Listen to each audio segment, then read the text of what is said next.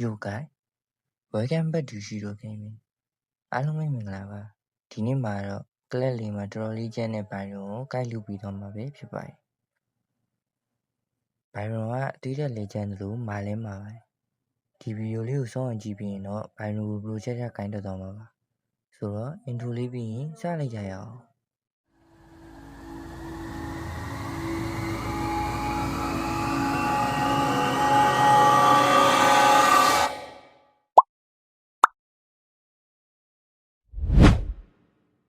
ပတ်စစ်ဖီယာလဲချာရီယောဘိုင်ရွန်ရဲ့ပတ်စစ်ကတော့ဘိုင်ရွန်ရဲ့သွေးတန်းအောက်မှာဘာတန်းလေးတစ်ခုရှိပါတယ်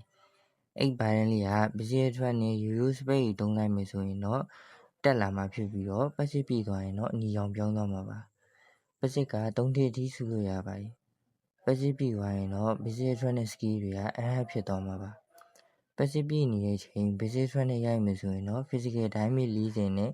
level အလိုက်14ရာခိုင်နှုန်းထိတိုးလာပြီးတော့တွေး80ကနေ level အလိုက်15ရာခိုင်နှုန်းထိတိုးလာမှာပါစကီးတွေကလည်းအဟပ်ဖြစ်သွားမှာပါစကီးအဟပ်တွေကတော့စကီးတွေကြောင့်ပြောမှာပဲတစ်ခါရှင်းပြပါမယ်ရှင်းပြောရရင်တော့ဘာလို့လဲပတ်စစ်ကပတ်စစ်ပြီးနေမယ်ဆိုရင် damage ပိုထွက်ပြီးတော့တွေးပိုတက်စီမှာပါ skill 1 electrifying charge ဘိုင်ရွန် skill 1ကိုသုံးလိုက်မယ်ဆိုရင်သူ့ရဲ့လက်နက်နဲ့ရှေ့ကို2ချက်ရိုက်လိုက်မှာပါတစ်ချက်စီကနေပြီးတော့ physical damage 265နဲ့ level အလိုက်အပူ physical damage 100ရာခိုင်နှုန်းထိတိုးလာအောင်ပါပြီးတော့ skill 1ထိသွားရင်လည်းတွေး100ကနေပြီးတော့ level အလိုက်အပူ15ရာခိုင်နှုန်းထိတက်လာမှာပါပြီးရင်ကိုဆုံးရှုံးသွားတဲ့သူရဲ့2ရာခိုင်နှုန်းကိုလည်းပြန်လည်ရရှိအောင်ပါတကယ်လို့ဘိုင်ရွန်ရဲ့ပတ်စစ်ပြီးနေမယ်ဆိုရင်တော့ဒိုင်းမင်းနဲ့တွေးတွေက2ဆထိတက်သွားမှာပါရှင်းပြောရရင်တော့ဘိုင်ရွန်ရဲ့ skill 1ကဒိုင်းမီလေးထိပြီးတော့တွေးလေးပြန်တက်မှာပါပတ်စစ်တာပြီးနေရင်အဲ့ဒီ effect တွေက2ဆထိတက်လာအောင်ပါဗဒယ်မှာတွေးတက်ပြီးတော့ဒိုင်းမီမြင်များထိရင်တော့ skill 1ကိုတေချာထိအောင်သုံးသင့်ပါတယ် skill 2 stone strike ဘိုင်ရွန်ရဲ့ skill 2ကိုသုံးလိုက်မယ်ဆိုရင်တော့တတ်မှတ်ထားတဲ့နေရာကိုပြေးဝင်သွားပြီးတော့ enemy ကိုရိုက်ချလိုက်မှာပါပြေးဝင်သွားရဲ့လမ်းကြောင်းမှာ enemy ရှိနေမယ်ဆိုရင်တော့ physical damage 150နဲ့ level အလိုက်85ရာခိုင်နှုန်းထိတိုးလာအောင်ပါ enemy ကိုရိုက်ချလိုက်ရင်တော့ physical damage 200နဲ့ level အလိုက်အပူ physical damage 100ရာခိုင်နှုန်းထိတက်လာမှာပါပြီးတော့ enemy ကို2စက္ကန့်ကြာနှီးနေစေဦးမှာပါ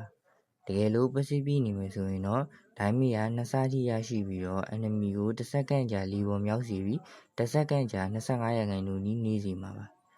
ရှင်းပြောရရင်တော့ဘိုင်ရွန်ရဲ့ skill 2က enemy စီကိုပြေးဝင်လို့ရပြီးတော့ damage နဲ့ slow ပေးမှာပါပတ်စစ် skill ပြည့်နေမယ်ဆိုရင်တော့ damage 2ဆနဲ့ slow ပေးပြီး stand မှာရအောင်ပါ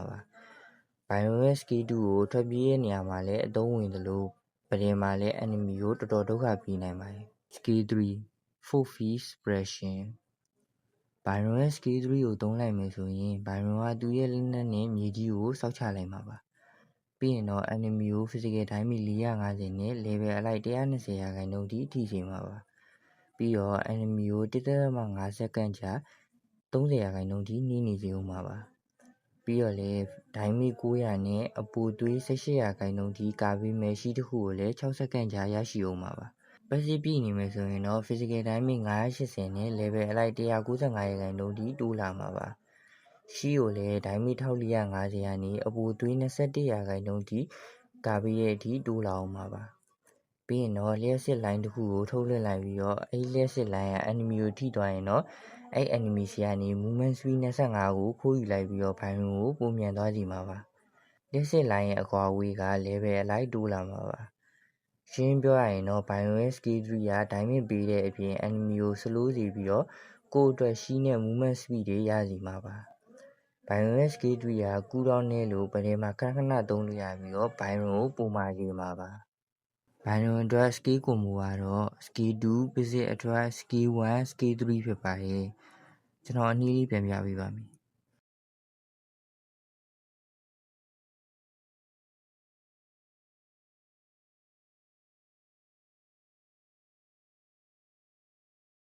ဘိုင်ရွန်အတွက်ကြံပေးချင်တာကတော့ဗဒယ်မဝင်ခင်ပတ်စစ်ကိုအနည်းဆုံးတစ်ထစ်လောက်အထိစုထားစေချင်ပါတယ်ဘိုင်ရွန်အတွက် item နဲ့အာကာနာတော့ပုံမှန်ပြထားတဲ့အတိုင်းပဲဖြစ်ပါတယ်ဘိုင်ရွန်အတွက်ဗဒယ် spare ကတော့ flag ကအလိုက်ဖက်ဆုံးပါပဲဘိုင်ရွန်ရဲ့ guide လေးကတော့ဒီလောက်ပါပဲ ဒီဗီဒီယိုလေးက brother တို့အတွက်အထောက်အကူဖြစ်မယ်လို့မျှော်လင့်ပါတယ်။နောက်ဒီလို guide တွေကြီးကျယ်နေဆိုရင်တော့ကျွန်တော်ရဲ့ channel လေးကို like and subscribe လုပ်ပြီးတော့ဘေးက notification ခေါင်းလောင်းလေးကိုလည်းနှိပ်ထားပေးပါအောင်ဗျ။လုပ်စီခြင်းတဲ့ hero တွေရှိရင်လည်း comment မှာမှန်းခဲ့လို့ရပါတယ်။နောက်ထပ်ဗီဒီယိုတွေနဲ့ပြန်လာခဲ့ပါမယ်။ So, this is Shiro Gaming. See you next video.